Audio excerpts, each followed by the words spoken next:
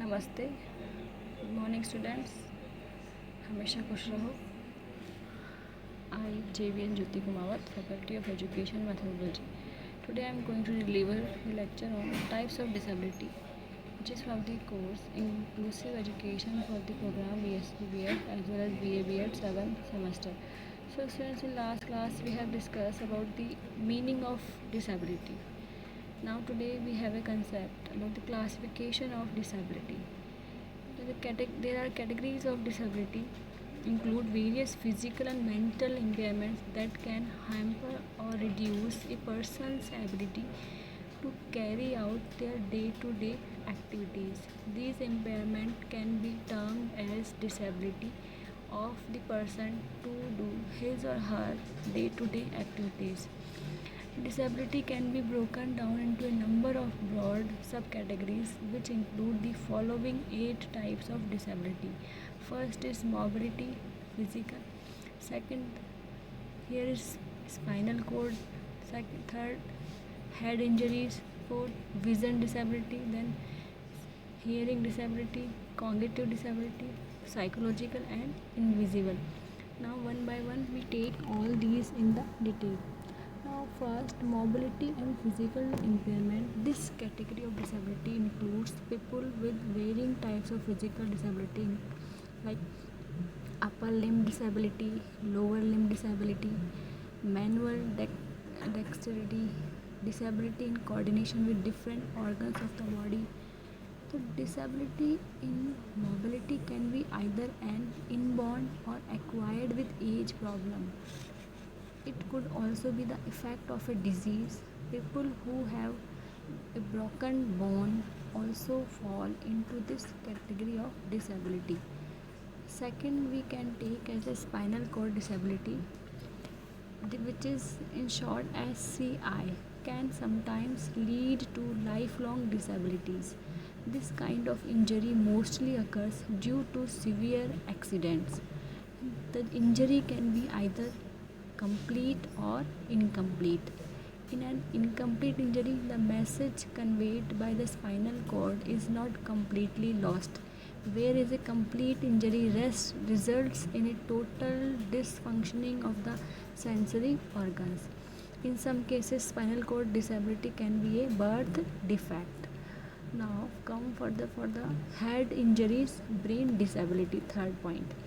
So disability in the brain occurs due to brain injury, and the magnitude of the brain injury can range from mild, moderate and severe.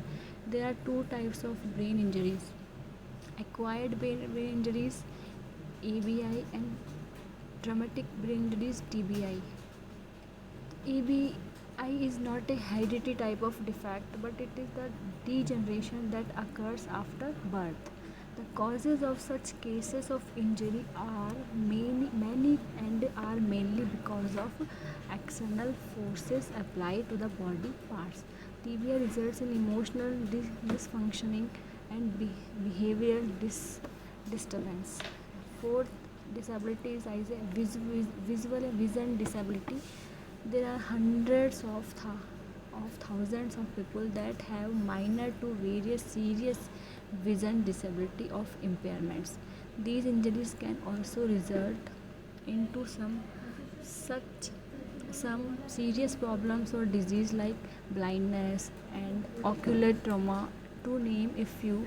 Some of the common vision impairment includes scratched cornea, scratches on the sclera, diabetes related eye conditions, dryness, dry eyes and corneal graft.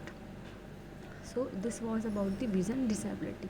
Now let's we move for the hearing disability, fifth type.